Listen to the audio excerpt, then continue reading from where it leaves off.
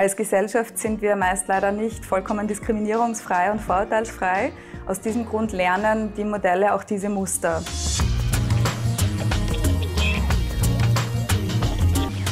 Berücksichtigen wir die jetzigen Trainingsdaten und Verfahren, wissen wir bis zu einem gewissen Grad, was diese Modelle wissen können. Neuronale Sprachmodelle werden auf großen Datenmengen trainiert und lernen dadurch Muster und Zusammenhänge. Sie können faktisch nur das wissen, was auch in den Daten enthalten ist oder eben von diesen Mustern ableitbar ist.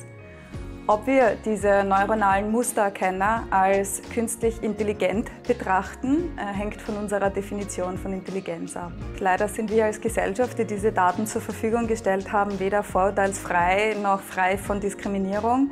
Aus diesem Grund lernen die Modelle einfach die Muster, die in unseren Daten vorhanden sind. Und das sind derzeit sehr viele Verzerrungen in ethischer Sicht in Bezug auf geschlechterspezifische Sprache. Um hier entgegenzuwirken, könnte man versuchen, mit Reinforcement Learning menschliches Feedback zu inkludieren.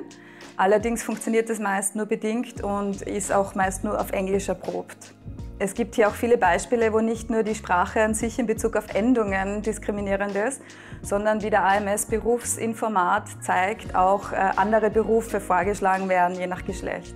Eine große Chance ist, dass Sprachen mit geringen Datenmengen unterstützt werden können. Hier können Sprachen, wo viele Ressourcen verfügbar sind, genutzt werden, um Muster auf Sprachen mit wenig Ressourcen zu transferieren. Es können auch viele kreative Anwendungen wie Ideen finden, Witze erklären lassen oder wissenschaftlich recherchieren unterstützt werden. Programmcode kann erzeugt werden. Eine der größten Herausforderungen ist allerdings, dass faktisches Wissen fabriziert wird, das heißt Fehlinformationen enthalten sind, dass, wenn man vom falschen Ausgangspunkt ausgeht, dieser bestärkt wird, indem einfach immer eine Antwort gegeben wird. Das heißt, wenn meine Ausgangslage diskriminierend oder verzerrt ist, erhalte ich trotzdem eine Antwort, die meinen Standpunkt bekräftigt. Am wichtigsten, denke ich, ist es für alle NutzerInnen zu wissen, welche Antwort sie erwarten, damit sie die dargebotene Antwort auch überprüfen können. Generell finde ich sehr wichtig, hier den bewussten und reflektierten Umgang mit diesen Modellen zu schärfen. Politisch wird hier auch schon darauf eingegangen.